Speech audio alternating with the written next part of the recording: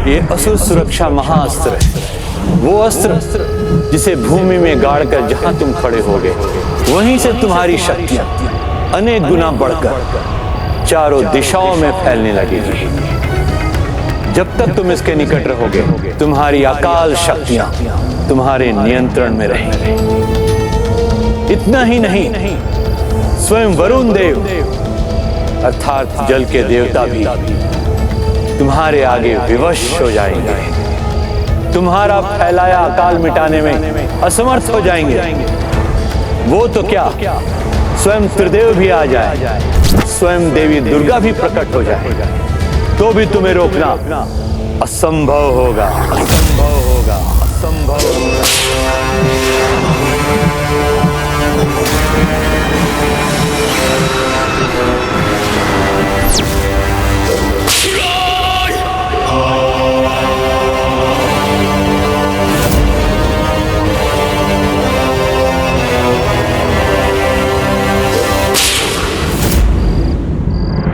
मुझे आभास हो रहा है कि कोई बड़ा कपट जाल रच रही है मायासुरा से, परंतु मैं ज्ञात नहीं कर पा रहा हूँ कि ये क्या है। किंतु प्रभु, अभी तो भोजन का समय है। आज समय है प्रभु, आप भी मन भर कर खाइए और मुझे भी खाने दीजिए। फिर कल युद्ध आरंभ होने के बाद कहाँ अवसर मिलेगा।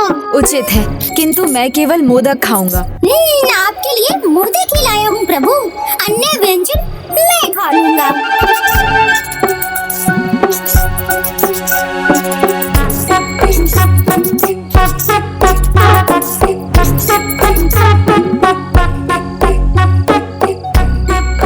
मूषक जी, आप तो अधिक मात्रा में भोजन लेकर आ गए। भोजन लालच नहीं, आवश्यकता के अनुसार करना चाहिए। विशेष रूप से तला भोजन तो बहुत सावधानी से करना चाहिए, नहीं तो अपच हो जाता है और प्यास भी बहुत लगती है। प्रभु आज मत रोकिए, क्योंकि जितना भोजन करूँगा युद्ध के लिए उतनी ही ऊर्जा मिलेगी मुझे।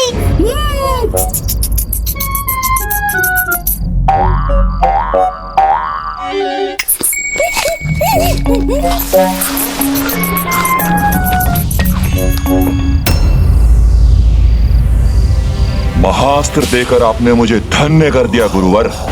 कैसे मैं आपका धन्यवाद करूं?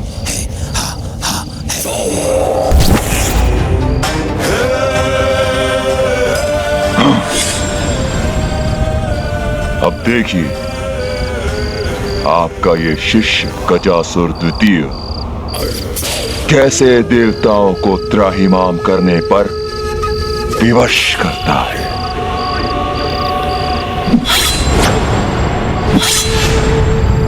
बस इतना स्मरण रखना वत्स, इस महाअस्त्र की ये विशेषता है, इसको क्रियान्वित करने के बाद इसे तभी रोका जा सकता है जब कोई इसे नष्ट कर दे। विजयी भव, विजयी भव, विजयी भव।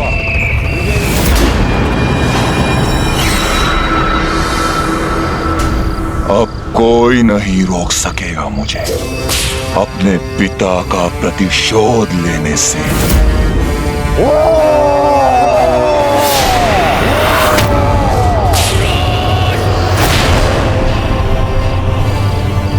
ये कैसी भयंकर गर्जना है इसकी। कहीं ये इस अस्त्र के प्रयोग की तैयारी तो नहीं कर रहा?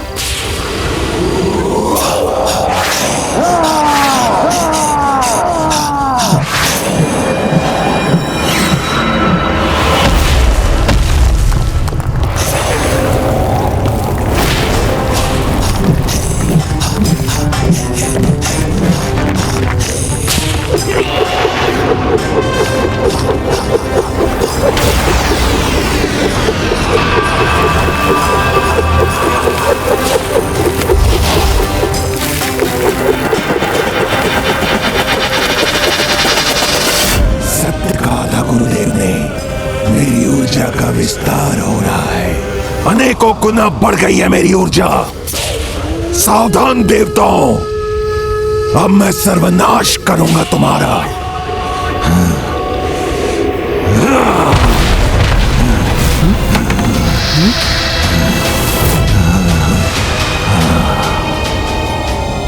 हे माता, ये क्या?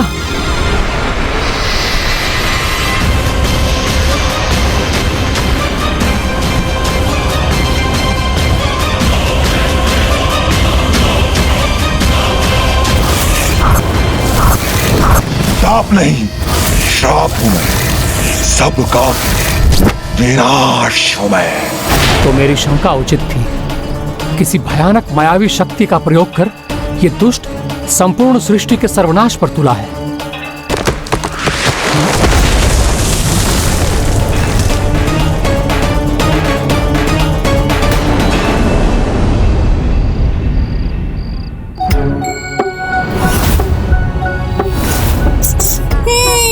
आनंद आ गया।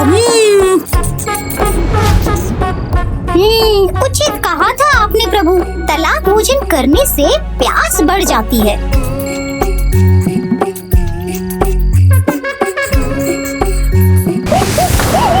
प्यास का तो सरल उपाय है जल।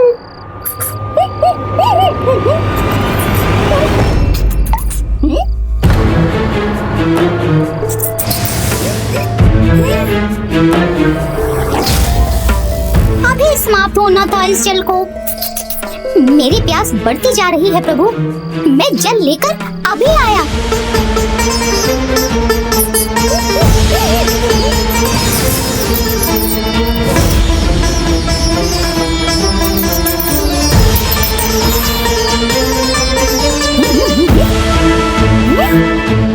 ये सब पात्र तो जल से रिक्त है। जल की एक बूंद भी नहीं है यहाँ, किंतु जलाशय में अवश्य जल मिलेगा। वहीं चलता हूँ।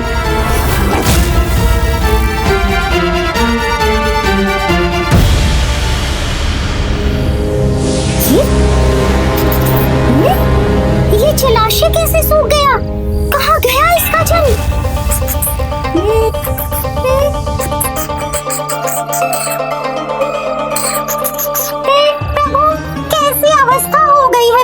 प्यास से मुख सूखा जा रहा है और कहीं जल नहीं मिला। मैंने तो पहले ही कहा था मूषक जी, लालच बुरी बला है, और तले भोजन का लालच तो करेला वो भी नीम चढ़ा है। मुझसे भूल हो गई प्रभु, क्षमा करें, दया करें। अपने सेवक पर अपनी लीला को रोक दीजिए प्रभु, क्योंकि जल के बिना मैं एक पल भी नहीं रह सकता। मूषक जी, मेरी लीला नहीं, किसी की माया है ये।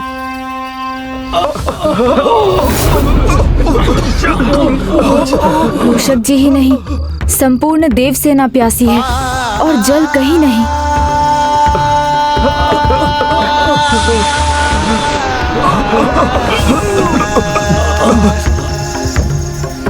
प्रभु, हो ना हो, ये वही अनिष्ट है जिसका आपको आभास हुआ था। इस अनिष्ट का कारण हमें ही ज्ञात करना होगा मूषक जी। आइए।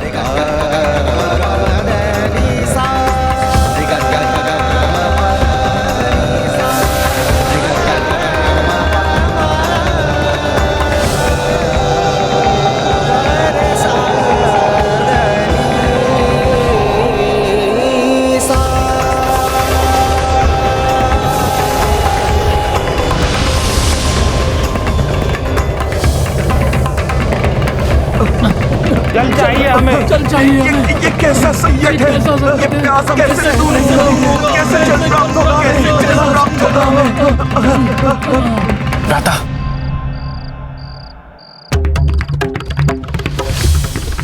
जल जैसे पृथ्वी से अदृश्य ही हो गया है। कहाँ जाऊं? जल कहाँ से लाऊं?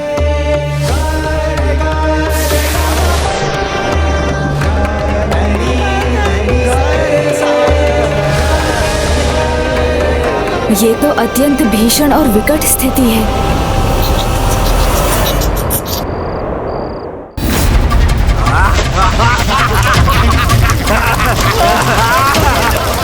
महेंद्रपुरी में उन असुरों को जल की कोई कमी नहीं। हाँ प्रभु, हमारे शत्रु तो जल से क्रीड़ा कर रहे हैं और उसे अकारण व्यर्थ कर रहे हैं, और यहाँ जल का ऐसा अभाव है कि हमारे सैनिक प्यास से व्यथित हैं। आपः प्रणीत भेषजम वरुधम तन्वे मम ज्योकचा सूर्यम दृशे।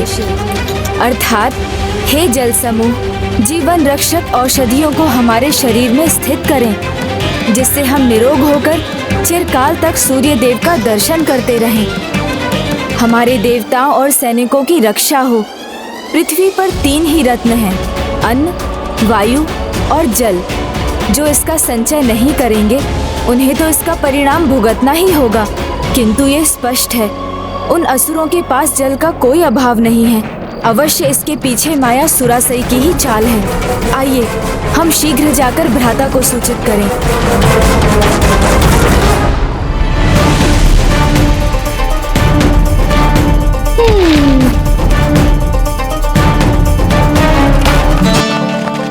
अनुज गणेश, ये किस प्रकार का संकट है? समस्त संसार में जल सूख गया है, जल कहीं भी नहीं। यहाँ तक कि मैं अपने जल तत्व से भी जल प्रकट नहीं कर पा रहा हूँ। और तो और वरुण देव तक जल प्रकट करने में असमर्थ रहे हैं। वरुण देव,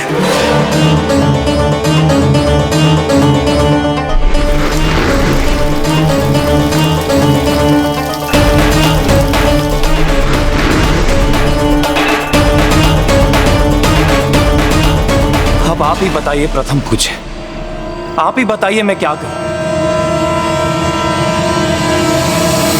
मायासुरसई, मैंने अपने महाअस्त्र से गजासुर द्वितीय के तप के प्रभाव को इतना बढ़ा दिया है कि देवता कितना भी प्रयास कर लें, गजासुर द्वितीय का अकाल नहीं रोक सकेंगे।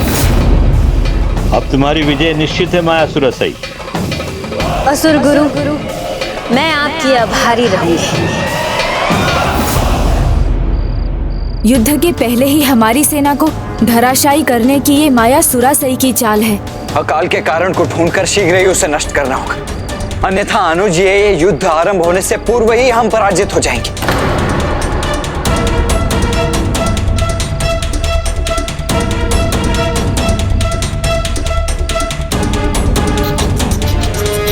एक उपाय है भ्राता। हर आपदा का कोई केंद्र होता है जहाँ से उसका आरंभ होता है और जहाँ उसका सर्वाधिक प्रभाव होता है। यदि हम उस केंद्र को ढूंढ सकें तो इस संकट का कारण और समाधान दोनों हमें एक ही स्थान पर मिल जाएंगे। किंतु हम वो केंद्र ढूंढेंगे कैसे? जिस प्रकार सागर की गहराई सागर में उतरकर ही ज्ञात की जा सकती है, उसी प्रकार किसी भी समस्या या आपदा की शक्ति उसके केंद्र के निकट जाकर ही ज्ञात होगी और इस अकाल के केंद्र की ओर ले जाएगी हमारी प्यास। जैसे जैसे वो बढ़ती जाएगी, हमें ज्ञात होगा कि हम उस केंद्र के निकट पहुंच रहे हैं।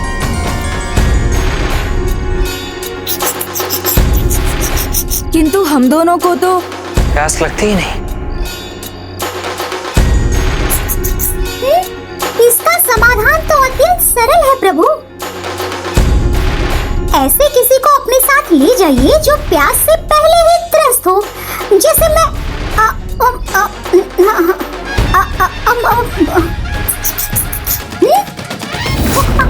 ओहो, ये क्या किया मैंने? अपने पाँव पर स्वयं कुल्हाड़ी कुल्हाड़ी पर ही अपना पाँव दे मारा। प्रभु मुझे छोड़ दीजिए, प्यास के कारण बहुत दुर्बलता का आभास हो रहा है मुझे। प्रभु प्रभु प्रभु। इसलिए तो आप मेरे वाहन नहीं अपितु मैं आपका वाहन बना हुआ हूँ मूषक जी। आप तो बस मुझे इतना बताते रहिए कि आगे बढ़ने पर आपकी प्यास बढ़ रही है या नहीं, तभी पता चलेगा हम सही दिशा में जा रहे हैं।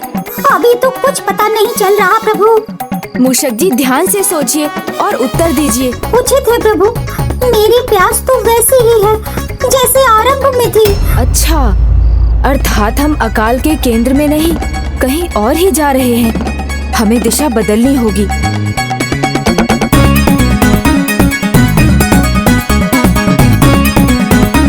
ओहो, प्रभु प्यास बढ़ रही है मेरी। अब तो सहन करना कठिन हो रहा है प्रभु। अति उत्तम, प्यास बढ़ना तो अच्छा संकेत है मूषक जी। आप अपनी ऊर्जा बचाइए मूषक जी, अधिक बोलेंगे तो और प्यास बढ़ेगी।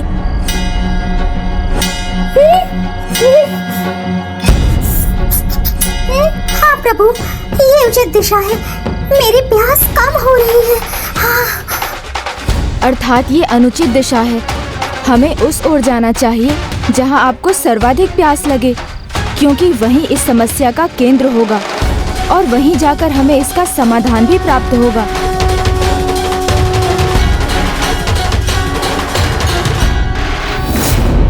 ये कैसा महासंकट छा गया हम सब पर। ये सूखा, ये अकाल, ये संपूर्ण सृष्टि का सर्वनाश कर देगा।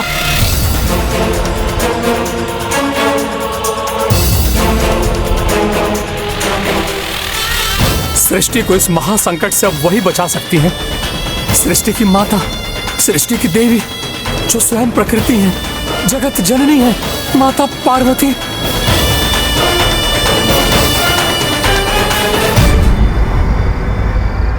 हे माता, जब जब सृष्टि पर विकट संकट छाया है, आपने सदा अपने संतानों की, सभी जीवों की रक्षा के लिए संहारक रूप धारण किया है। हे माता, आज फिर इस दुष्ट के प्रकोप से पृथ्वी पर आपके संतानों पर अग्नि बरस रही है। अब आप भी अग्नि बरसाओ माता, अपने उग्र रूप में उस दुष्ट पापी पर, उसे नष्ट करके हमें इस कष्ट से मुक्ति दो माता, मुक्ति दो। ओम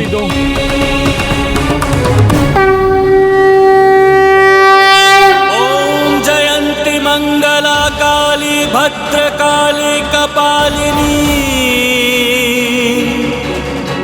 दुर्गा क्षमा शिवा धात्री स्वाहा स्वधा नमोस्तुते। कोई वहाँ माता से सहायता की गुहार लगा रहा है, कदाचित उसे कुछ ज्ञात हो। माता ने यदि गुहार सुन ली तो मेरे प्राण बच जाएंगे। ओम जयंती मंगला काली भद्रकाली कपालिनी, दुर्गा क्षमा शिवा धात्री स्वाहा स्वधा नमोस्तुते। किसकी पुकार है? मेरा कौन भक्त मुझे पुकार रहा है? किस संकट में है वो? वो नहीं, संपूर्ण सृष्टि संकट में है। मेरी सभी संतानें कष्ट में है, किंतु कौन है इसका कारण?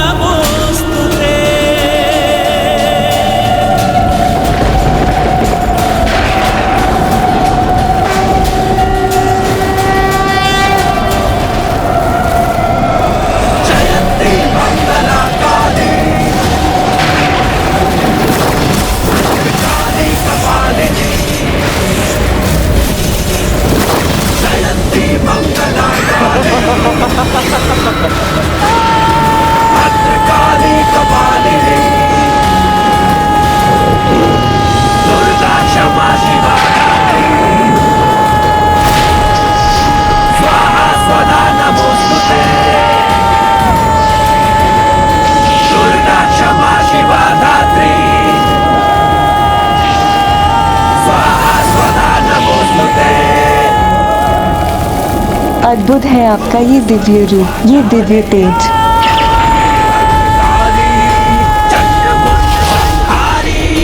रक्त बीज को मारी तू स्वाहा शक्तिशाली, केश मुक्त बलशाली। जागृत हो गई है माँ, अवश्य अपने भक्तों को उनके कष्टों से मुक्ति दिलाने के लिए रौद्र रूप धारण कर रही हैं।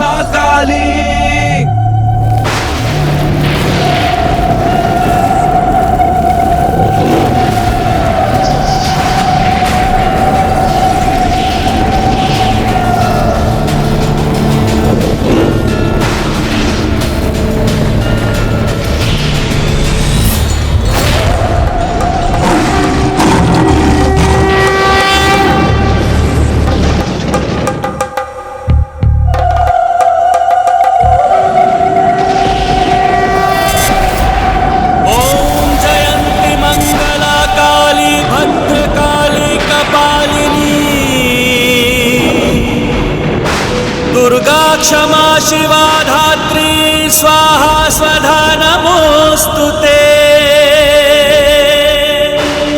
माता अपने देवी उग्रचंडी स्वरूप में आ रही हैं, सृष्टि की रक्षा करने।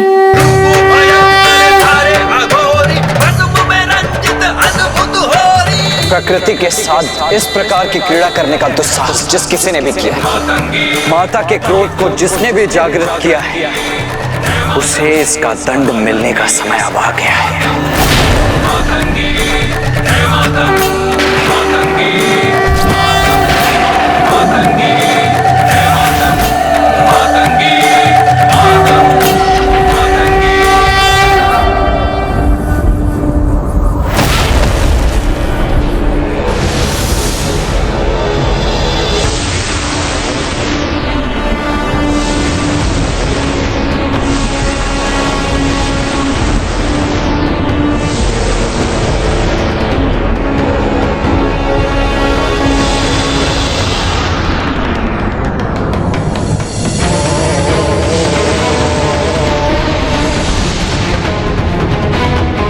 मेरा एक पग रखते ही सृष्टि की ये दुर्दशा, तो दूसरा पग रखते ही सृष्टि का सर्वनाश ही हो जाएगा।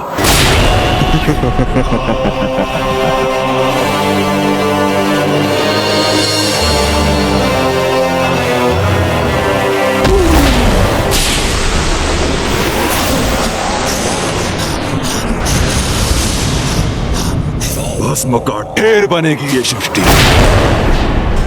फिर ना तो कार्तिकीय शेष बचेगा, न कोई जीव जंतु। बस महेंद्रपुरी के वासी मेरे असुर ही जीवित रहेंगे।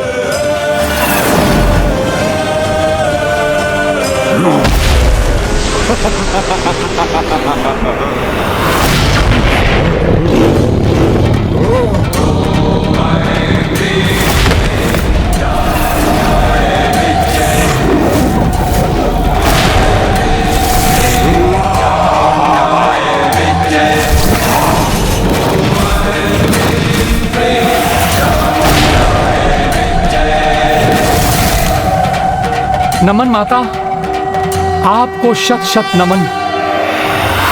गजासुर द्वितीय को गिराने का दुस्साहस किया, गजासुर द्वितीय को गिराने का दुस्साहस किया। देवी यहाँ तो क्या मेरा अंत आ गया है? क्या ये अपने त्रिशूल से मेरा वध कर देंगे?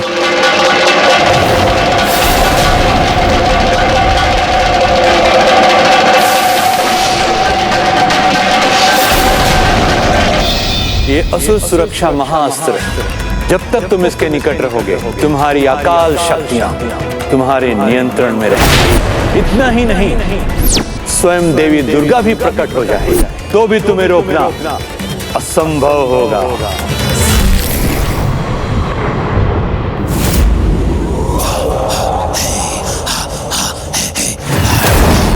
गजासुर द्वितीय,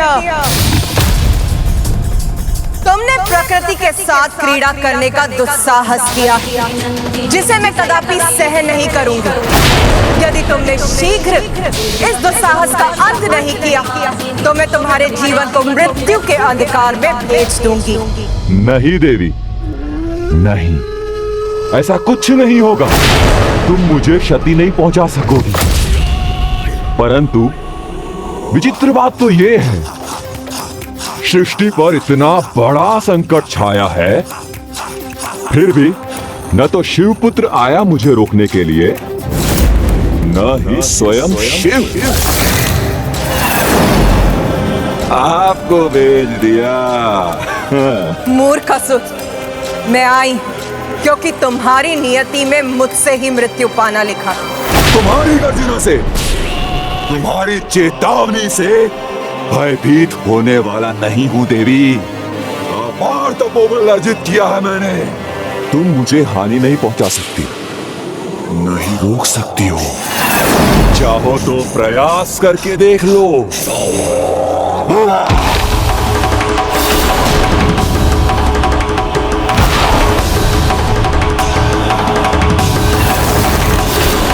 जब तक मेरे पांव यहाँ पृथ्वी पर टिके हैं, ये अकाल इसी प्रकार फैलता जाएगा। जहां तक मेरी इच्छा होगी, सब मर जाएंगे। शेष बचेंगे केवल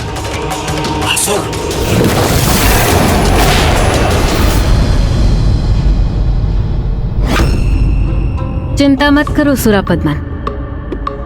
गजासुर द्वितीय को रोकने देवी अवश्य स्वयं आई है, किंतु उसके तप और असुर गुरु शुक्राचार्य द्वारा दिए गए महाअस्त्र के कारण उसे हानि नहीं पहुंचा सकेंगी, अपितु उसकी शक्तियों के निरंतर बढ़ने के कारण सृष्टि की ही हानि होगी।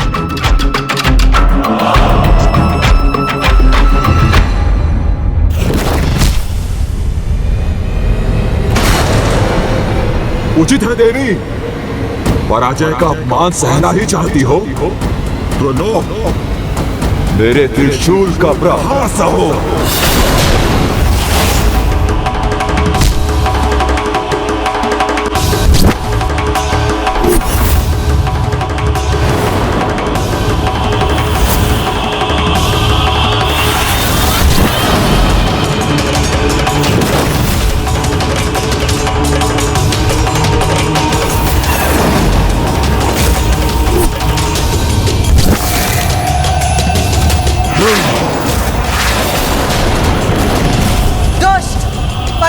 तुम्हारी ही होगी और मृत्यु भी, वो भी मेरे हाथों।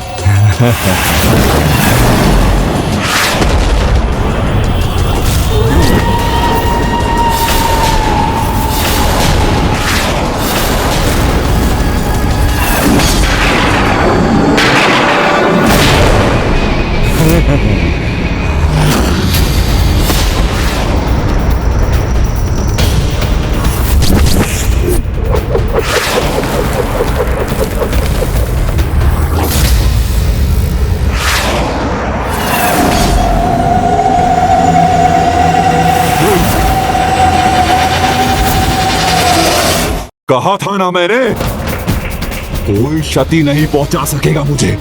अपना प्रतिशोध लेने तक मैं ऐसे ही विनाश करता रहूंगा।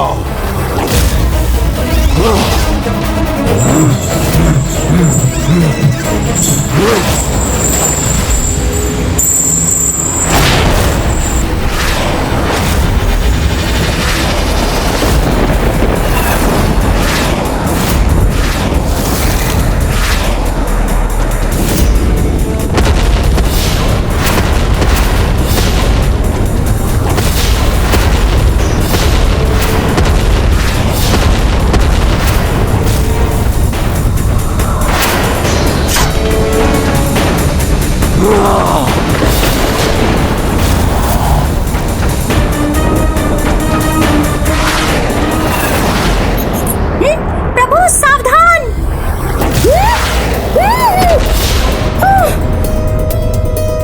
ये तो बहुत अच्छा संकेत है। प्रभु, मेरे प्राण जाते जाते रह गए और आप इसे अच्छा संकेत कह रहे हैं। हाँ मूषक जी, कभी कभी संकट में भी अच्छे संकेत छिपे होते हैं। ये अस्त्र जहाँ से आया है, आपदा का केंद्र वहीं कहीं है, अर्थात हम उचित दिशा में बढ़ रहे हैं, किंतु अब और शीघ्रता करनी होगी हमें। ये कैसा सर्वनाश है प्रभु! एक तो प्यास नहीं बुझी और अब ये युद्ध भी छिड़ गया। प्यास से मृत्यु नहीं हुई तो इस घमासान युद्ध में जाने से अवश्य मर जाऊंगा।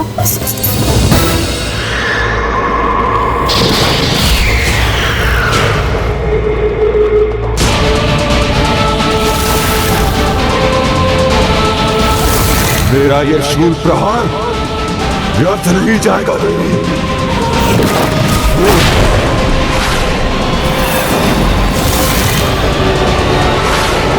हे माता,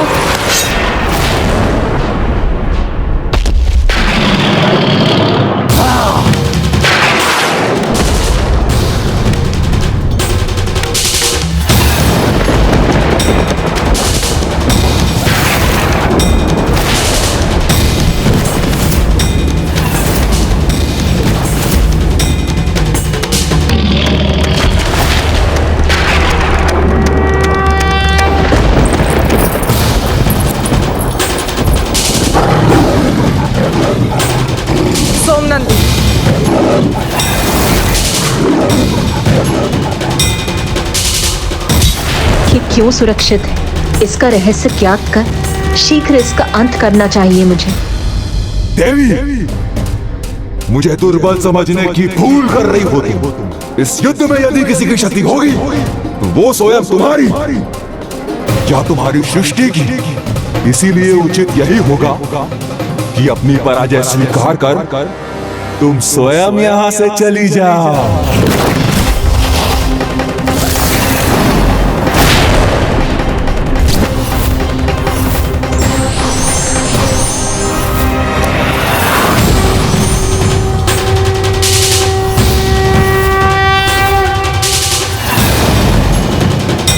क्यों व्यर्थ में अस्त्र प्रहार कर रही हो? इस सृष्टि की रक्षा करने आई हो, उसे ही नष्ट करना चाहती हो तो कर लो अपनी ये इच्छा पूरी। किंतु तुम्हारे अन्य अस्त्रों के समान ये अस्त्र भी मुझ तक पहुंचने से पहले नष्ट हो जाए। सृष्टि की चिंता तुम मुझ पर छोड़ दो दुष्ट, तुम स्वयं अपनी चिंता करो।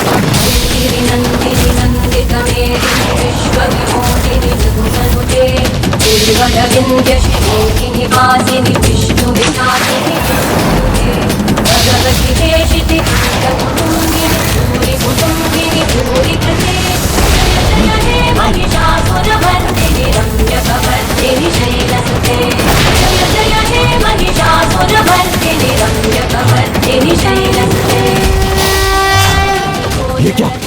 देवी के प्रहार ने मेरा आकार छोटा कर दिया। अभी तो केवल तुम्हारा आकार ही लघु किया है, अब तुम्हें संसार से भी लुप्त कर दूंगी।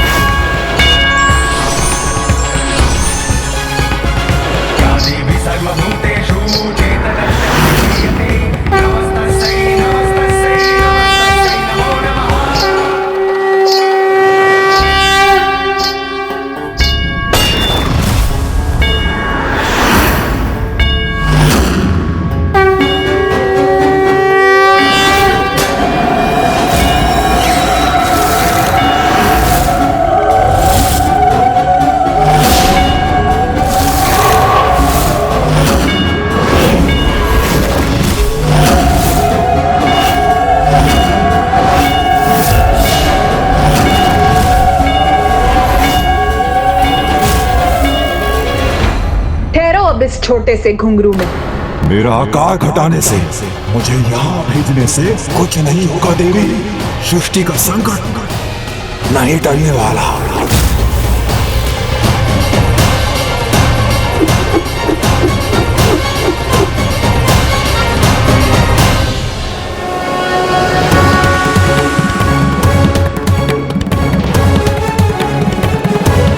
इस अकाल के आतंक का अंत इस आतंकी के अंत से ही जुड़ा हुआ है।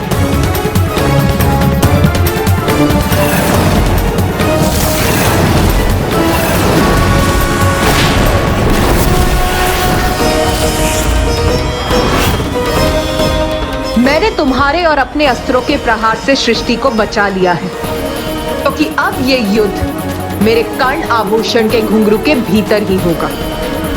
किंतु मेरे फैलाए अकाल से संसार कैसे सुरक्षित होगा? ना ही मेरा अंत संभव है, ना ही इस अकाल का अंत तो तुम्हारी सृष्टि का होगा।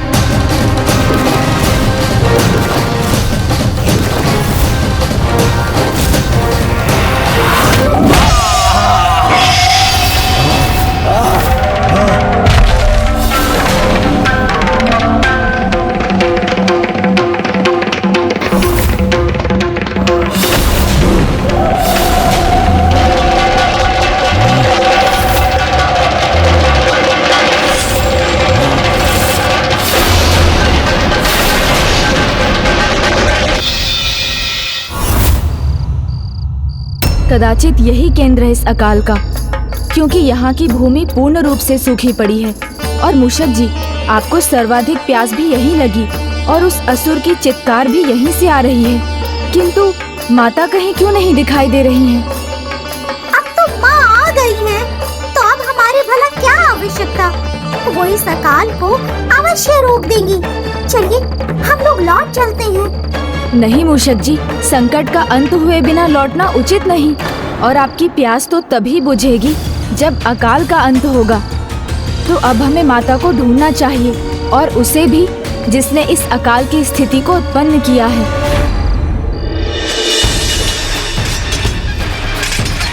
अस्त्रों के टकराने की ध्वनि तो आ रही है, किंतु कोई दिखाई क्यों नहीं दे रहा है? ऋषि पुलस्त्य,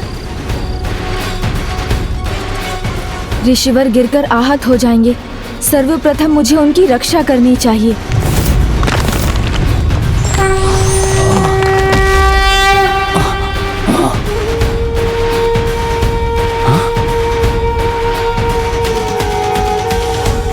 कौन है ये जिन्होंने मेरी रक्षा की?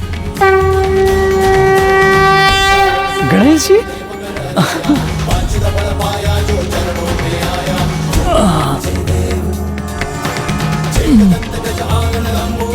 गजानन?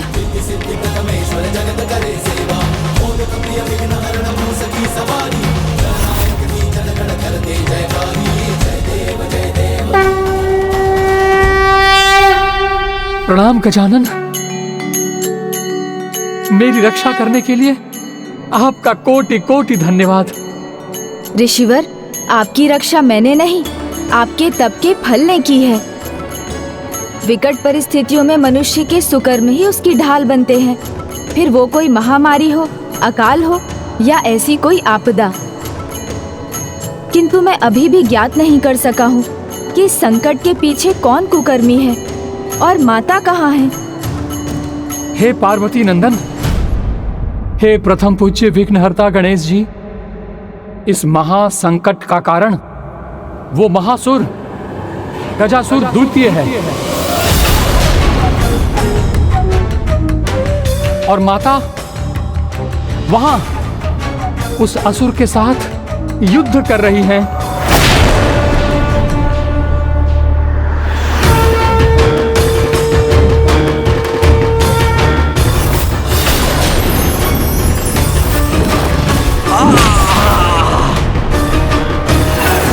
ओह, तो ये युद्ध माता के कर्ण आभूषण के टूटे घुंघरू के भीतर हो रहा है।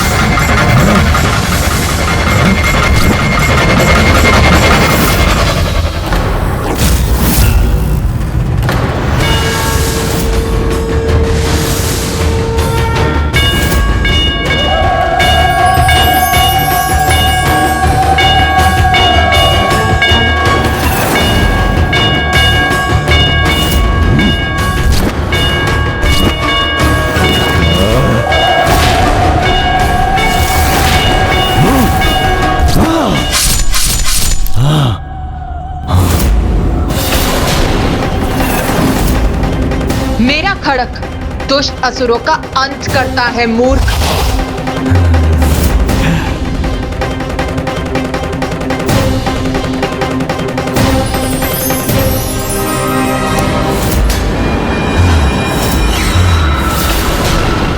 न खड़क न कोई अन्य अस्त्र मेरा अंत कदापि नहीं होगा, किंतु मैं तुम्हें अवश्य आहत करूंगा देवी।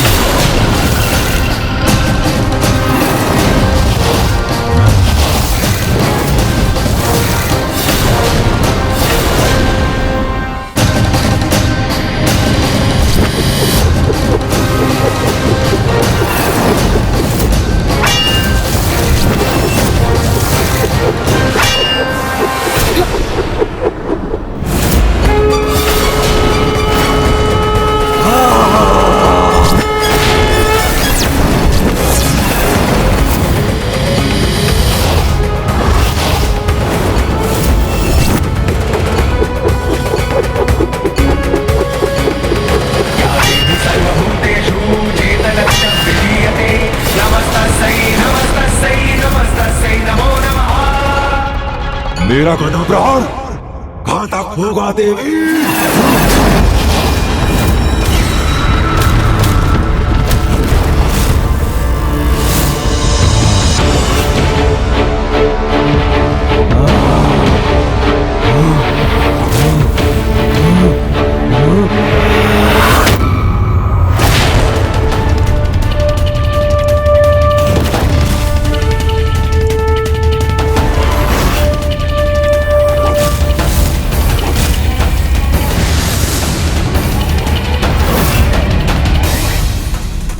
आश्चर्य,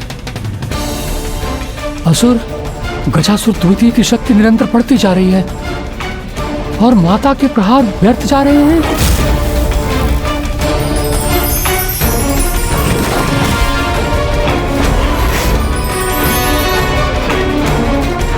हे विघ्नहर्ता गणेश जी, आप भी किसी युक्ति से माता की सहायता क्यों नहीं करते?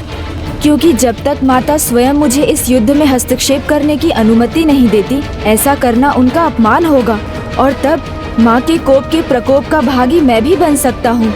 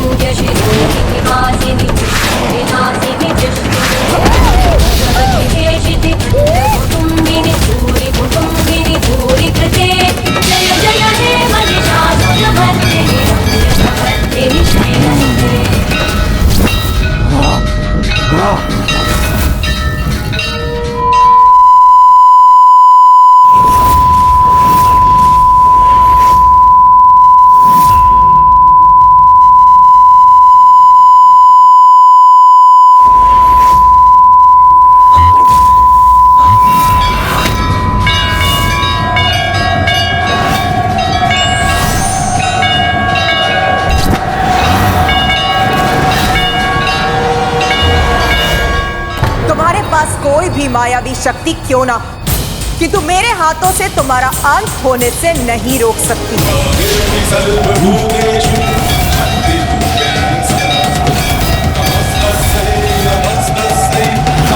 तुम्हारा अंत करूंगी तभी रुकूंगी मैं। संहार मेरा नहीं, सृष्टि का होगा, मेरे अकाल से।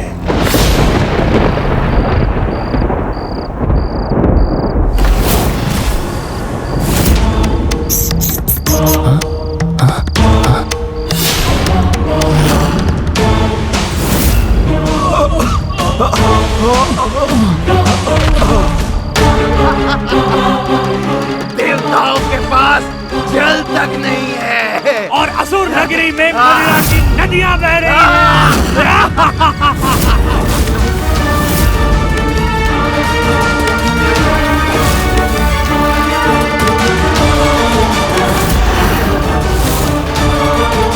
प्रकृति के साथ इस प्रकार की क्रीड़ा करने का दुस्साहस जिस किसी ने भी किया है, माता के क्रोध को जिसने भी जागृत किया है, उसे इसका दंड मिलने का समय अब आ गया है।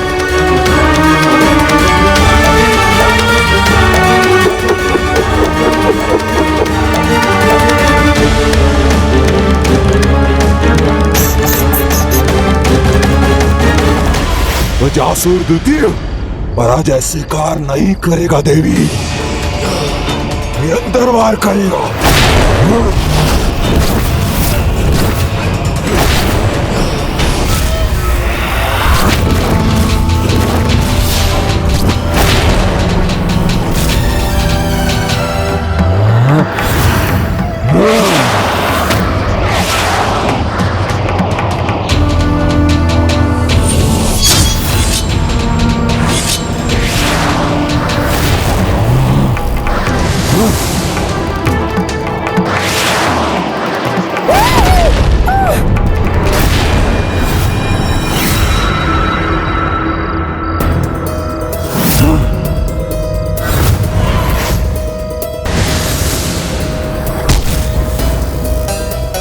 इस प्रकार तो ये युद्ध ऐसे ही चलता रहेगा। इसे निर्णायक मोड़ पर पहुंचाने के लिए, माँ की सहायता करने के लिए मुझे इसका भाग बनने का कोई उपाय ढूंढना ही होगा।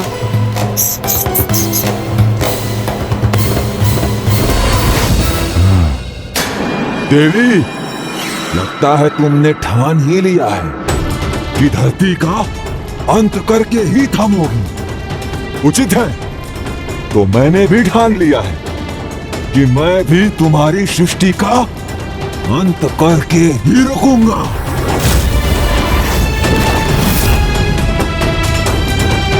क्या करूं मैं जिससे माँ मुझे अवसर दे, अपना सहायक बना ले।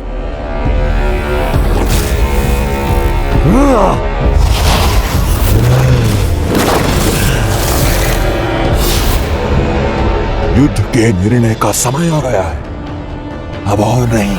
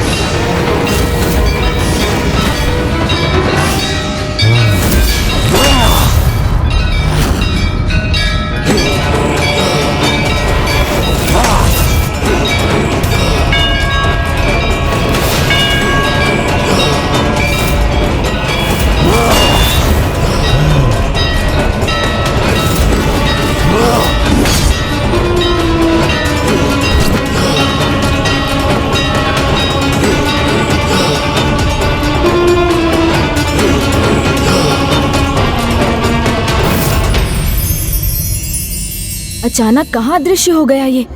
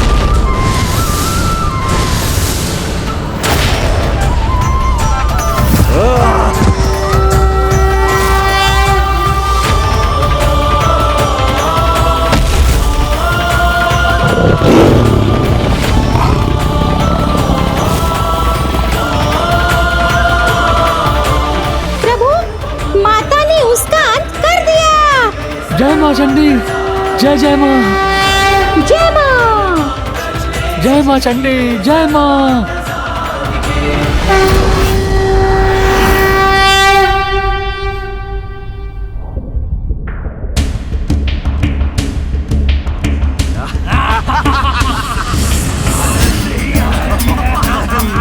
Ha ha ha ha!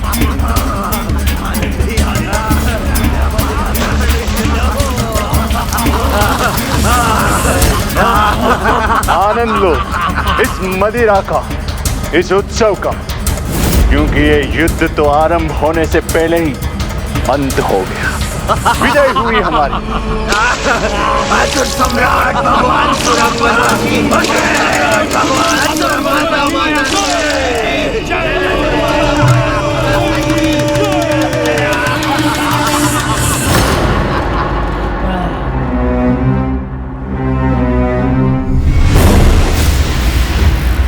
मेरी मदिरा कैसे समाप्त हो गई?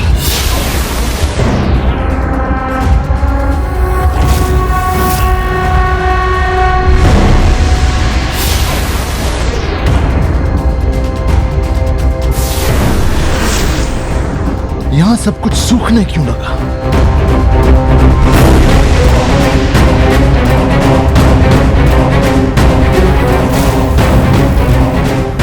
इस अकाल का प्रभाव महेंद्रपुरी पर भी होने लगा। हमारा दाव उल्टा कैसे पड़ गया?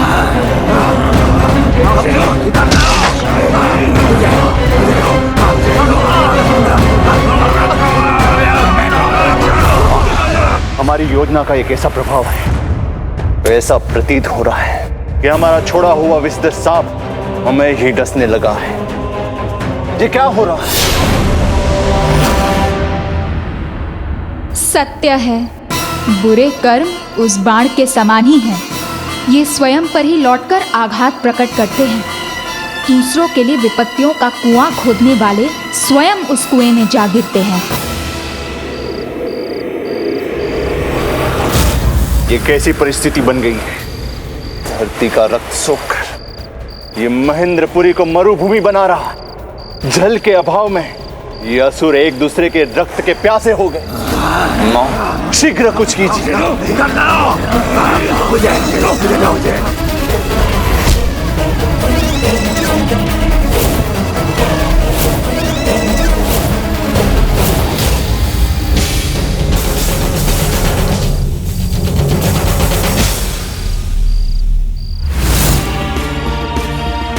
धरती के जल रत्न को व्यर्थ करने के पूर्व यदि उसके महत्व पर विचार न किया तो ऐसी दुर्दशा तो निश्चित ही है। आपने उचित कहा था।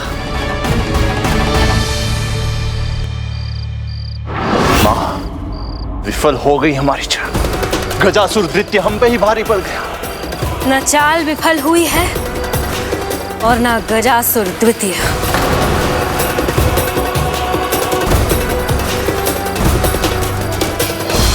जय मां चंडी, जय मां। अभी नहीं, अभी संकट टला नहीं है। गजासुर द्वितीय का अंत नहीं हुआ है। देखिए, अभी अकाल समाप्त नहीं हुआ, अर्थात वो जो इस अकाल का कारण है अभी जीवित है।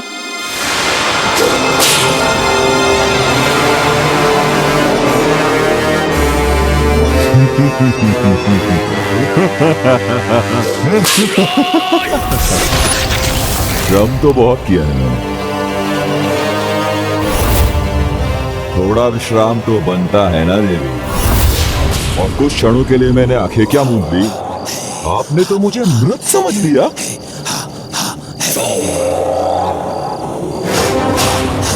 देवी, इतना सरल नहीं है मेरा।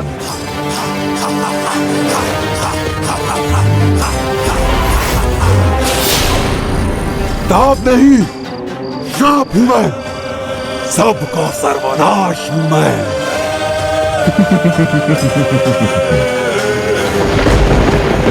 माता कभी विफल नहीं हो सकती, उनसे कुछ भी छिपा नहीं है। किंतु इस दुष्ट की रहस्यमयी शक्ति की ओर कदाचित मुझे ही उनका ध्यान आकृष्ट करना होगा। देवी, सहस्त्र गजों के शक्ति के स्वामी गजासुर द्वितीय के समक्ष विफल हो गई तुम्हारी शक्ति, और अभी तो ये युद्ध का आरंभ मात्र है।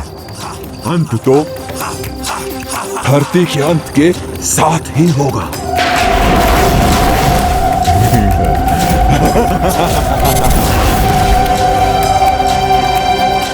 मूषक जी। जी प्रभु। उचित अवसर है, इस युद्ध का भाग बनने का उपाय सूझ गया मुझे। कैसे प्रभु?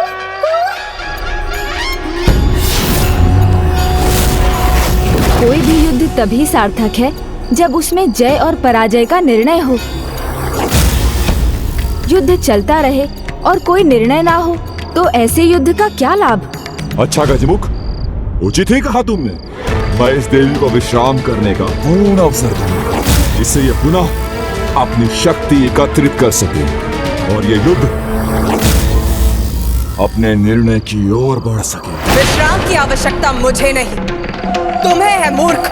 नहीं, विश्राम की आवश्यकता नहीं है मुझे। मैं युद्ध के लिए तैयार हूँ।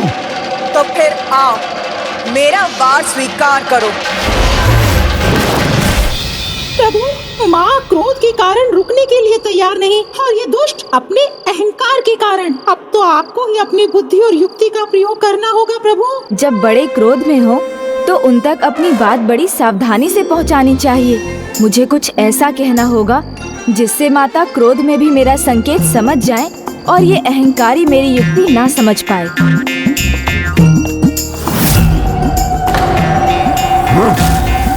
वीर और सच्चा योद्धा वही होता है जो अपने शत्रु को अपनी शक्ति एकत्र करने के लिए विश्राम का भी अवसर देता है, और ऐसा वो ही योद्धा कर सकता है जिसे अपने बल और तप पर पूर्ण विश्वास हो और इस अवस्था में वो वार नहीं करता, अपितु अपने विरोधी योद्धा का युद्ध भूमि में पूर्ण शक्ति के साथ आने की प्रतीक्षा करता है।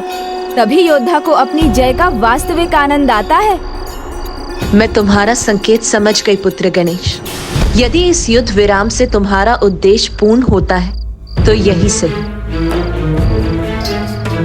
सत्य है, मेरी शक्ति का वास्तविक प्रयोग उसकी परीक्षा तभी होगी जब मैं इस देवी को इसकी पूर्ण शक्ति के साथ पराजित करूंगा।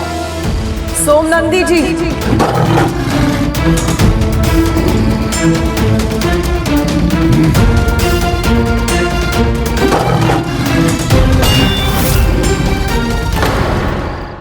मूषक जी, आइए अब योजना का दूसरा भाग क्रियान्वित करें और इस असुर को उकसाएं कि वो मुझे भी युद्ध में सम्मिलित करे, क्योंकि माता तो इसकी अनुमति कदापि नहीं देंगी।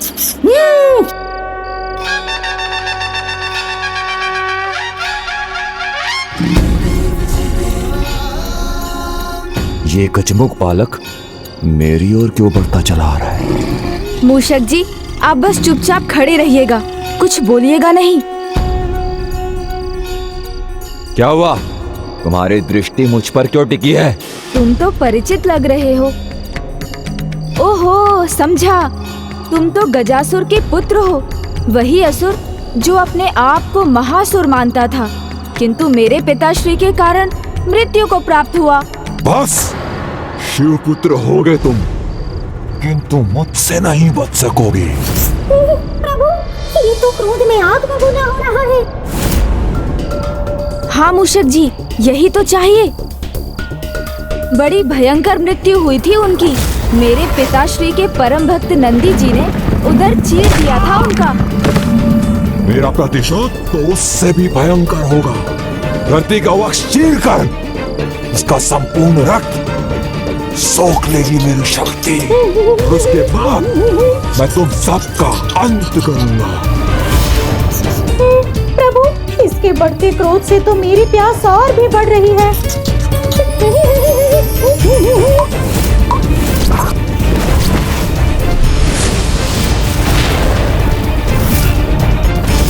आश्चर्य, मूषक जी के श्वेत की बूंद के स्पर्श से इतना विचलित हो गया है। तुम्हारा ये स्वप्न कभी पूरा नहीं हो पाएगा गजासुर द्वितीय, किंतु तुम हो तो भाग्यशाली जो अभी तक जीवित हो, क्योंकि माता का हृदय तो माता का ही होता है। वो तो अपने शत्रु को भी अनेक अवसर देती हैं, उन पर दया करती हैं। किंतु यदि मैं तुम्हारे साथ युद्ध कर रहा होता तो अब तक तुम काल के गाल में समा गए होते। अच्छा, इतना विश्वास है स्वयं पर, तो तुम भी मुझसे क्यों नहीं युद्ध कर लेते? हाँ हाँ, क्यों नहीं, अवश्य करता युद्ध, किंतु बस माता की अनुमति चाहिए, क्योंकि आप अकेले हम दो से युद्ध करें और हम आप पर भारी पड़ जाएं, ये तो उचित नहीं होगा ना। हाँ, मेरी भुजाएं भी युद्ध के लिए भड़बड़ा रही हैं। अब और विश्राम नहीं। मैं तुम दोनों, माता और पुत्र को एक साथ युद्ध के लिए चुनौती देता हूँ। देवी, दे दो अपने पुत्र को अनुमति। मैं भी तो देखूं, ये केवल बातें करता है या युद्ध भी? मूर्ख असुर, तेरे लिए तो मैं अकेली ही पर्याप्त हूं।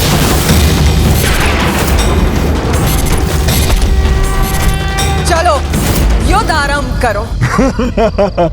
भयभीत हो गई ना कि कहीं तुम्हारा ये पुत्र मेरे हाथों मृत्यु को प्राप्त न हो जाए।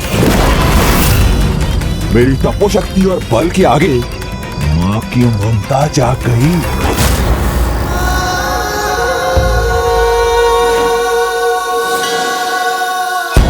कदाचित तुम्हारी यही इच्छा कि तुम्हारा अंत हम दोनों के हाथों से हो, तो उचित यही होगा।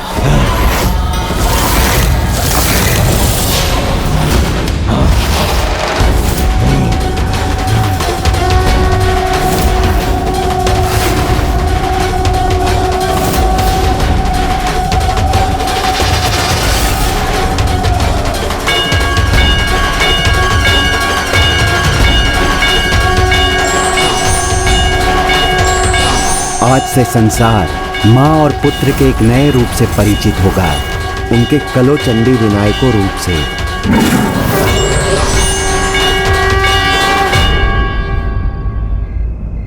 आनंद आएगा, बहुत आनंद आएगा माता और पुत्र को एक साथ पराजित करने में।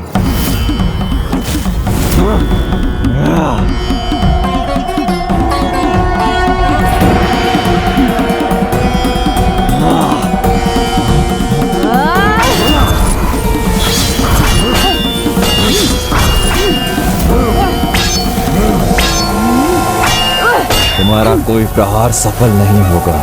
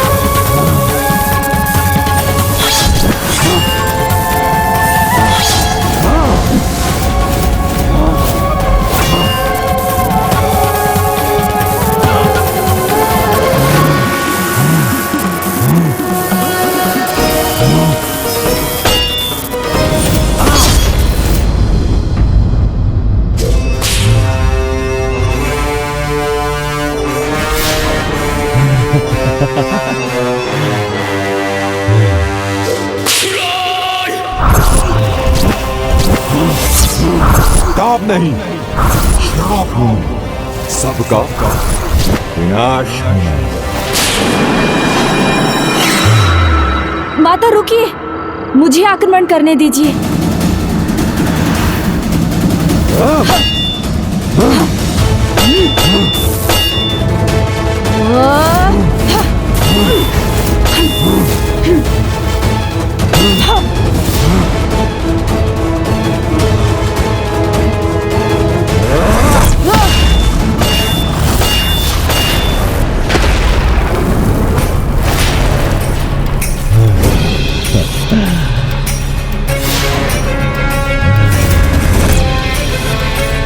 कौन सी शक्ति इसका कवच बन रही है, जिसके कारण हमारे शस्त्र इसे आहत करना तो दूर, इसका स्पर्श भी नहीं कर पा रहे हैं।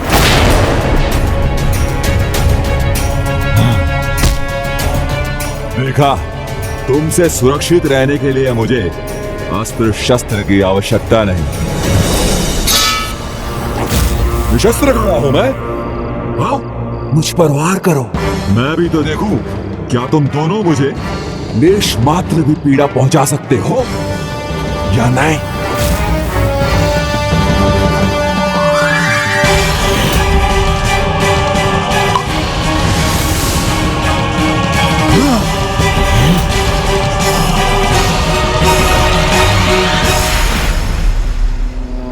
क्या हुआ? पुनः विश्राम की आवश्यकता है या पराजय स्वीकार कर ली?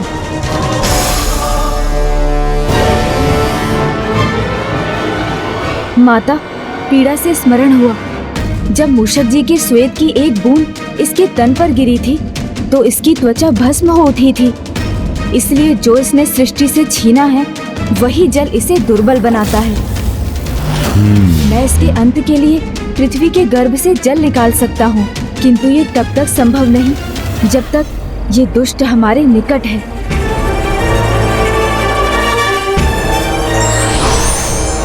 क्यों विचार करने में समय व्यर्थ कर रहे हैं? मुझे पराजित करने का कोई उपाय नहीं। कहीं तुम्हारे विचार करते करते ये धरती अकाल से कंकाल में ना बदल जाए। ताप नहीं, श्राप हूं मैं। सबका विनाश हूं मैं, विनाश हूं मैं।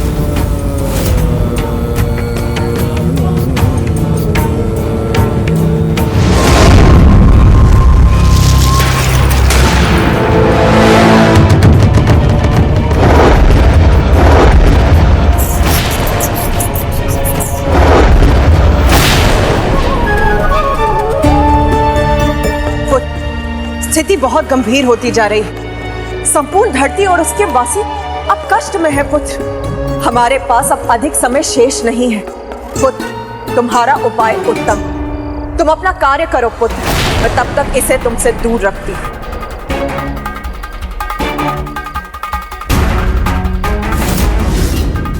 अमर हूं मैं। मेरे तपोबल की शक्ति और असुर गुरु शुक्राचार्य के आशीर्वाद ने मुझे अमर बना दिया। इसीलिए मेरे अंत का स्वप्न देखना छोड़ और अपनी पराजय स्वीकार कर चली जाओ यहाँ से। अभी भी समय है। असुर गुरु शुक्राचार्य, उन्हें तो मैंने इस असुर के साथ देखा था। वो इसे कुछ दे रहे थे।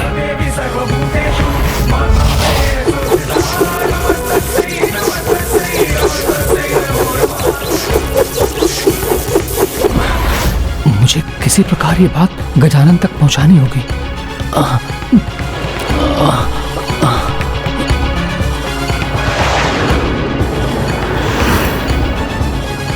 हमारे अस्त्रों से तुम अवश्य ही सुरक्षित हो, किंतु तुम्हारे अस्त्र तो तुम्हें आघात दे ही सकते हैं।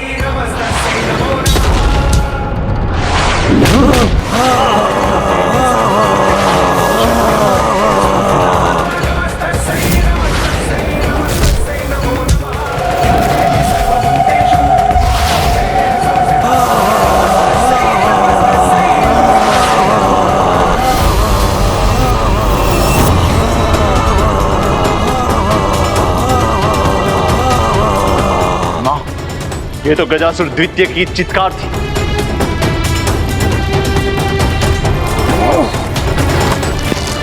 हाँ, उसके चित्कार के साथ महेंद्रपुरी के असुरों के चित्कार भी बढ़ती जा रही है। यदि वो असफल हुआ तो महेंद्रपुरी के प्रत्येक घर से रोने की ध्वनि सुनाई देगी। किंतु तुम्हारी माँ मायासुरा से उसे असफल नहीं होने देगी। मैं इस दुष्ट असुर को कदापि सफल नहीं होने दूंगा। सफल तो माता और माता पार्वती नंदन ही होंगे, किंतु मुझे उन तक पहुंचना होगा। उन्हें बताना होगा कि इस दुष्ट की भेंट असुर गुरु शुक्राचार्य से हुई थी और गुरु शुक्राचार्य ने उस गजासुर द्वितीय को कुछ दिया भी था। माँ और गणेश इस संकट को टालने का जो भी उपाय कर रहे हैं उसमें उन्हें शीघ्रता करनी होगी।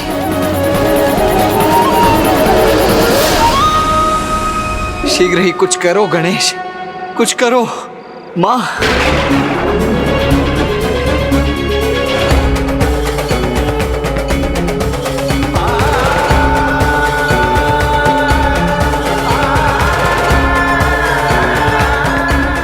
माता, मैं शीघ्र अतिशीघ्र जल निकालने का उपाय करता हूँ।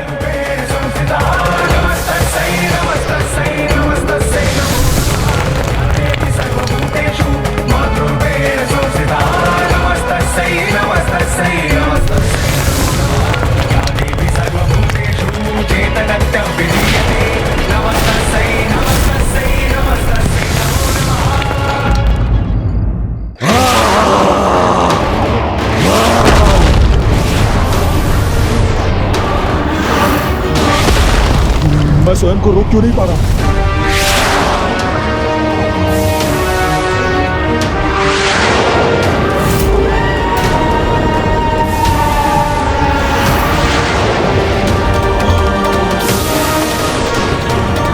और ये कैसी परछाई मेरा पीछा कर रही है?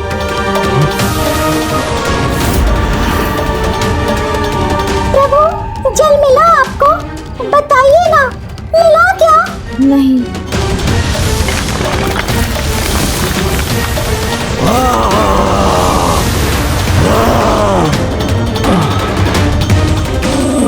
कठिनाई कितनी भी हो, किंतु मुझे गणेश जी तक पहुंचना ही होगा।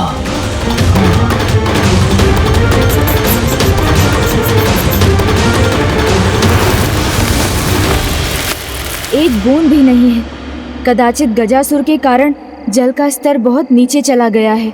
मुझे अपनी सूंड और गहराई में ले जानी होगी।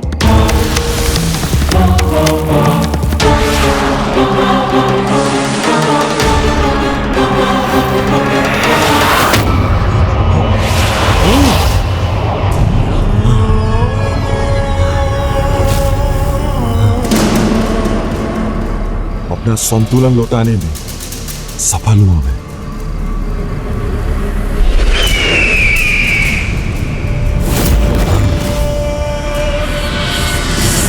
कदाचित भूल हुई मुझसे।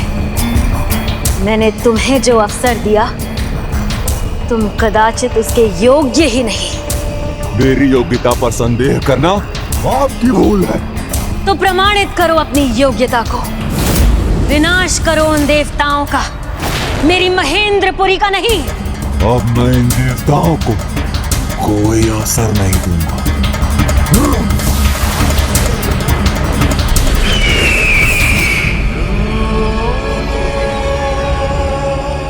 क्या हुआ मां?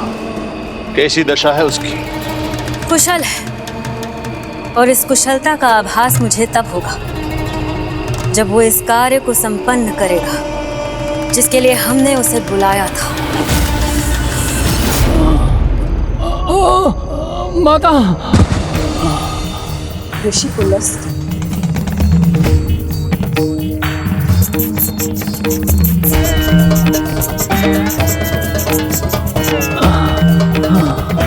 ऋषिवर, आप तनिक भी चिंता मत कीजिए। नहीं गणेश जी, कदाचित ये संभव नहीं है, क्योंकि असुर गुरु शुक्राचार्य ने गजासुर द्वितीय को कुछ दिया था।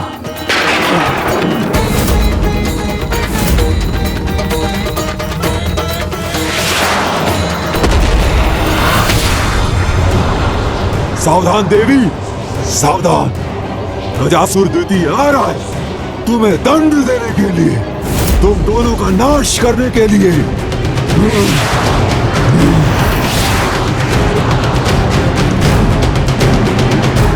माता, ऋषिवर का अनुमान उचित है। असुर गुरु शुक्राचार्य ने उस दुष्ट को कुछ ऐसा अवश्य दिया है जिससे उसकी शक्तियों में वृद्धि हो जाती है। तभी तो यहाँ से दूर होने पर भी उसका प्रभाव कम नहीं हुआ।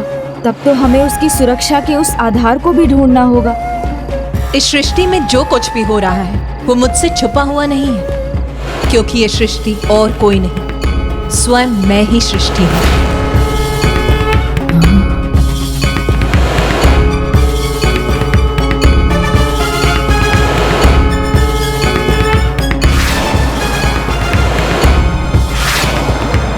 धरती के अत्यंत निकट हूं मैं, और अपनी विजय के भी।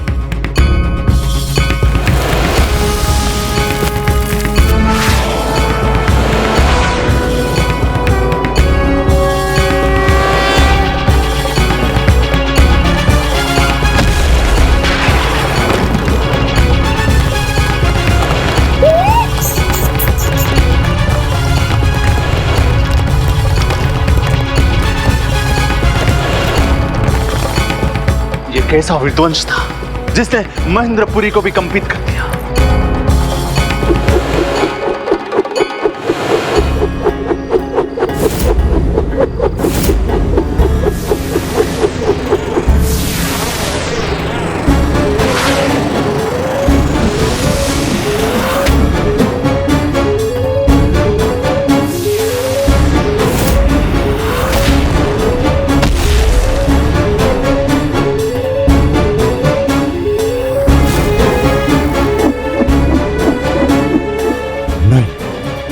ये कैसे संभव? उन्होंने मेरा महाअस्त्र कैसे ढूंढ लिया?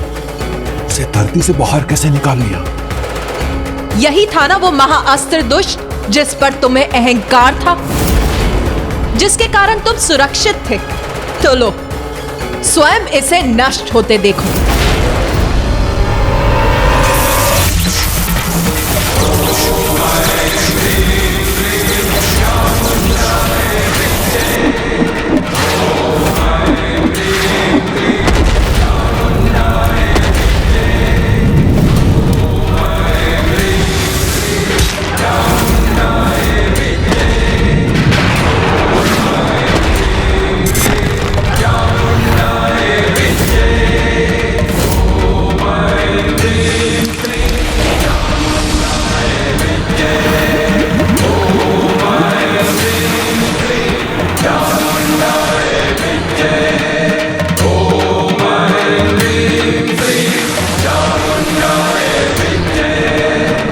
महाअस्त्र की ये विशेषता, इसको क्रियान्वित करने के बाद इसे तभी रोका जा सकता है जब कोई इसे नष्ट कर दे। महाअस्त्र नष्ट हुआ मेरा, मैं अभी भी जीवित। अब मेरा तप ही मेरा अस्त्र बनेगा।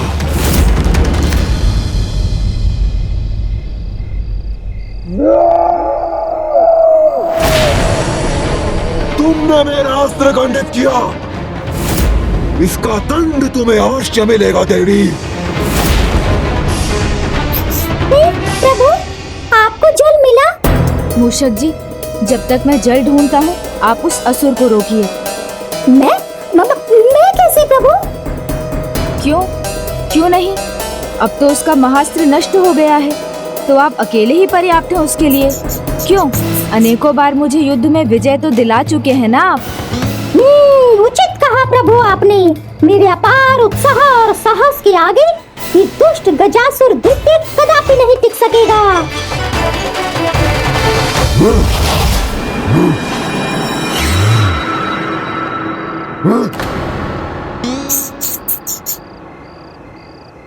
तो चुमुशक, हट जाओ मेरे सामने से। तू तो क्या, ना तेरी देवी ना तेरा वो स्वामी मुझे रोक पाएगा। इस प्रकार उन्होंने मेरा अस्त्र नष्ट किया है, मैं उनकी सृष्टि नष्ट कर दूंगा। पहले मेरा सामना तो कर लो। मैं किसी तुच्छ कीट का सामना नहीं करता, इसे मसल के रख देता। ताप नहीं, श्राप हूँ मैं। ताप हो या श्राप, मूषक से जो टकराता है चूर चूर हो जाता है। उतंड मूषक, अब अपने अंत के लिए तैयार हो जाओ।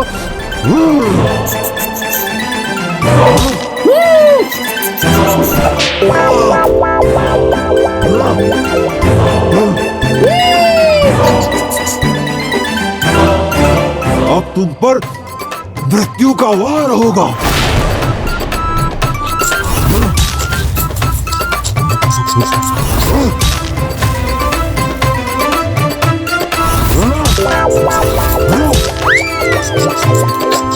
वो दंड मूषक, तुम्हें ज्ञात नहीं, ताप नहीं, श्राप हूं मैं, सबका सर्वनाश हूं मैं।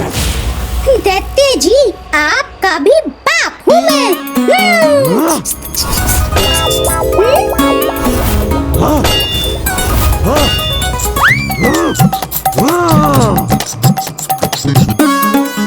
कहीं तो जल मिलेगा मुझे।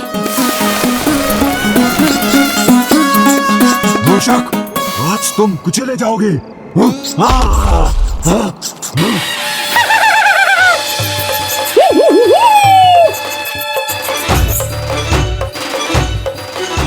ऐसे घूमो मत मूषक, साहस है तो स्थिर रहकर दिखाओ। लो, रुक गया मैं, स्थिर हो गया।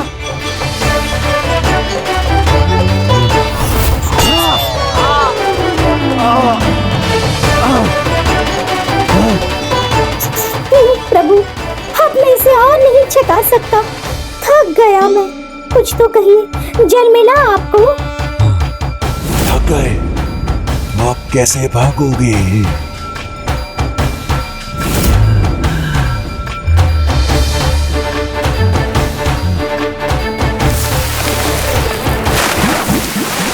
गया, जल मिल गया। जय गणेश जय गणेश जय गणेश देवा, जय गणेश जय गणेश जय गणेश देवा, जय गणेश जय गणेश जय गणेश देवा, जय गणेश जय गणेश जय गणेश देवा। अब मेरी सुरक्षा हो गई।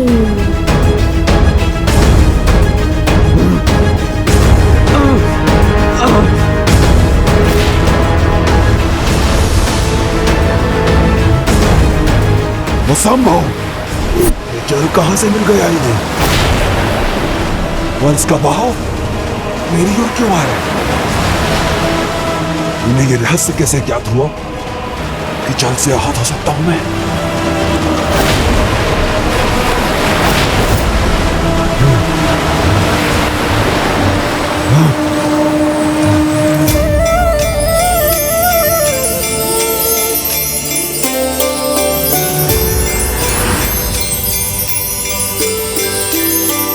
ऋषिवर, हम दोनों अपनी प्यास बुझाते हैं।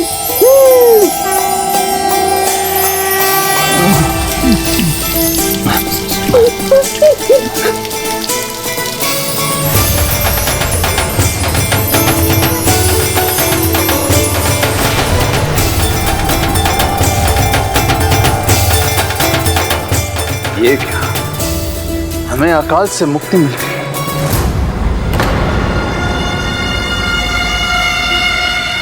इसका अर्थ क्या?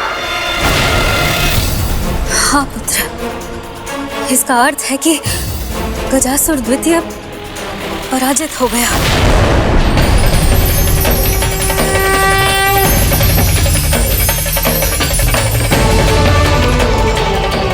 जब प्रकृति पुनः एक बार अपने वास्तविक रंग रूप में खिलखिलाने लगी, तो इसका अर्थ स्पष्ट है कि सब कुछ सामान्य है। और इसका एक अर्थ ये भी है कि माँ और गणेश सफल हो गए हैं।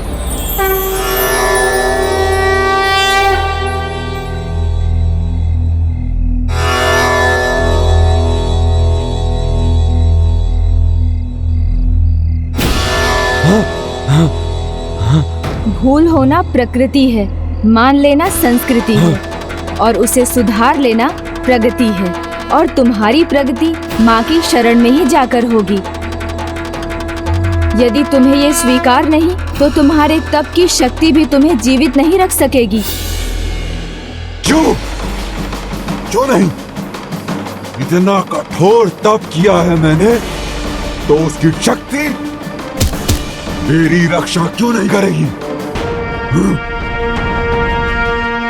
मेरे तप और ऋषि के तप में भला क्या भेद है, जो आप इसकी पुकार सुनकर मेरा वध करने चली आई? क्या हम असुरों का तप नहीं होता? फिर हमें उसका उचित फल क्यों नहीं मिलता? न्याय और धर्म के पालक है ना आप? तो कहां है आपका न्याय? कहां है आपका धर्म, जो मेरे तप का फल देने में इतना संकोच कर रहा है, जबकि मुझे अभी इसकी सबसे अधिक आवश्यकता है? ये कैसा न्याय है? ये कैसा धर्म है आपका? तुम्हारे प्रश्न का उत्तर देकर मैं तुम्हें धर्म और अधर्म का भेद अवश्य समझाऊंगी गजासुर द्वितीय। किंतु ज्ञान को आत्मसात करने के पूर्व उसको पाने वाले को अपने मन को शांत करना आवश्यक होता है।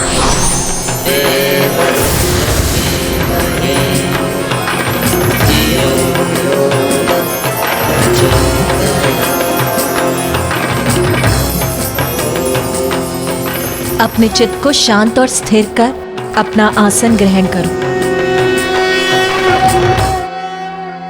किंतु मैं कहाँ हूं और ये सब क्या हो रहा है? तुम्हें तुम्हारे तप के फल स्वरूप वो ज्ञान प्राप्त हो रहा है जिसे तुम पाना चाहते थे। ज्ञान चाहिए मुझे?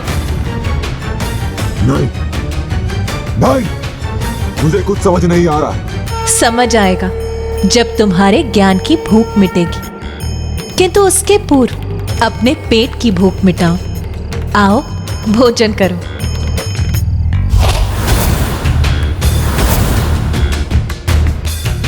संकोच मत करो, अपना आसन ग्रहण करो और भोजन करो।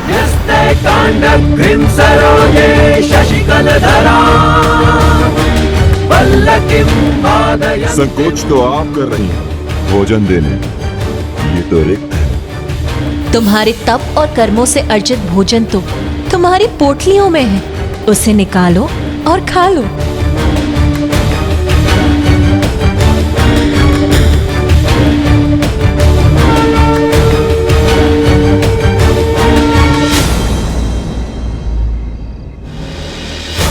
ये पोटली मेरे पास कैसे आ गई?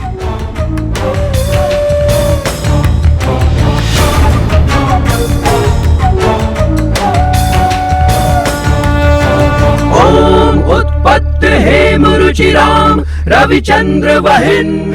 इसमें तो कुछ भी नहीं है माता।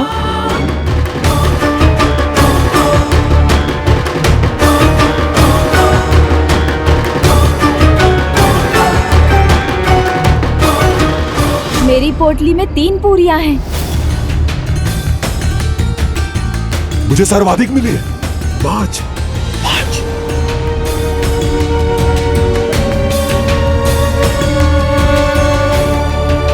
साथ में भोजन करने बैठे हो तो किसी का पात्र भोजन से रिक्त ना हो। इस धर्म का पालन तो असुर भी करते हैं। इसमें कैसा धर्म? ये तो अपना अपना भाग्य है। इसके भाग्य में भोजन नहीं तो इसमें मेरा क्या दोष? धर्मोचित तो ये है कि यदि किसी के पास भोजन ना हो तो उससे भोजन बांट लो। नहीं, धर्मोचित हो या ना हो, मैं अपना भोजन नहीं बांटूंगा। इस युद्ध में मैंने बहुत श्रम किया है, मुझे भूख लगी है, मैं खाऊंगा। गजासुर द्वितीय, यदि तुम ये समझना चाहते हो कि इतने तप के बाद भी धर्म के अनुसार तुम मृत्यु के भागी क्यों बने, तो सर्वप्रथम अपना भोजन बांटने का धर्म निभाओ।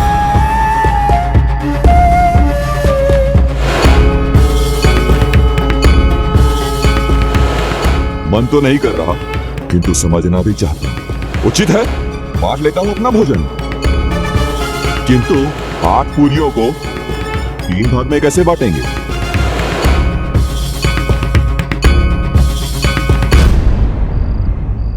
प्रत्येक पूरी को 3 भागों में बांट ले तो हमारे पास 24 भाग होंगे और सभी को 8-8 भाग मिल जाएंगे। देखा, यदि इच्छा हो तो समाधान मिल ही जाता है। अब विलंब मत करो और बांट लो अपनी पूरियों को।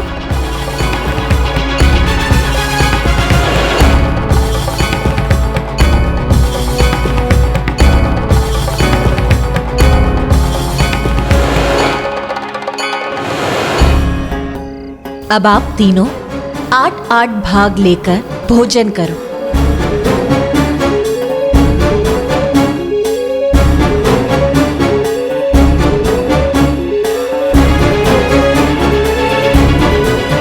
गजासुर द्वितीय, संकोच मत करो, जाओ।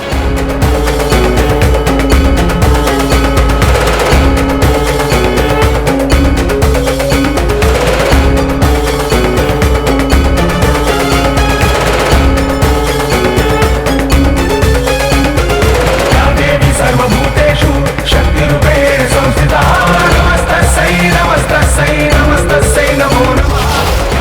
सर्वभूतेषु रूपेण संस्थिता नमस्तस्यै नमस्तस्यै नमस्तस्यै नमो नमः।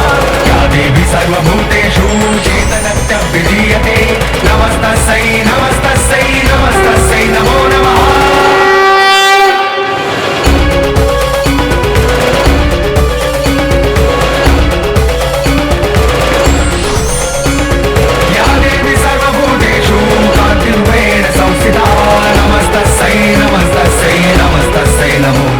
तो अब जब तुम्हारा पेट भरा है, तुम निश्चिंत हो, तो तुम ये समझ सकोगे कि धर्म किस प्रकार न्याय करता है।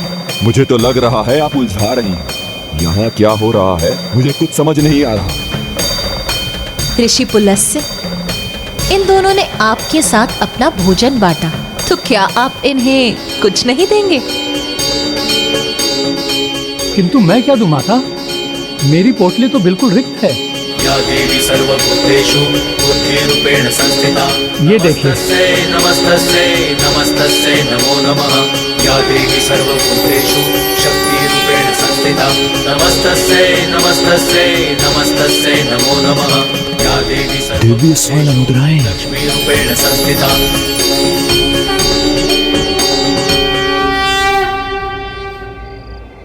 ये लीजिए, आप दोनों आपस में समान रूप से बांट लीजिए। नहीं, समान क्यों? मैंने अधिक पूरियां दी हैं, तो इन स्वर्ण मुद्राओं में मेरा भाग भी अधिक ही होगा। यही धर्म है, जितनी पूरी उतनी मुद्राएं। संख्या से अधिक भाव महत्वपूर्ण है। मैंने भी आपके समान अपना भोजन बांटा है गजासुर द्वितीय जी। तो इन स्वर्ण मुद्राओं का बंटवारा ऐसा होना चाहिए कि हम दोनों को समान भाग मिले। 4 मुद्राएं आपकी और 4 मेरी हो। ओहो, तो एक और छलावा तुम देवताओं का। अधिक पूरियां मैंने दी थी, तो अधिक स्वर्ण मुद्राएं मेरी हुई। यही धर्म है। चलिए, ना मेरी रही ना आपकी। इस विवाद का निर्णय माता पर छोड़ देते हैं। अब आप ही बताइए माता, किसको कितना भाग मिलना चाहिए? गजासुर द्वितीय को 7 और गणेश को मात्र 1 स्वर्ण मुद्रा मिलनी चाहिए।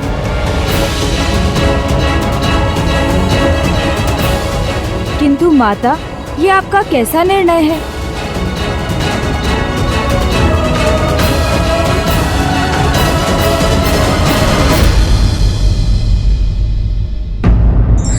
जगत के कल्याणार्थ अपने सीमित साधनों में से भी जो व्यक्ति दान देता है, वही सच्चे अर्थों में जगत से कुछ प्राप्त करने का अधिकारी होता है।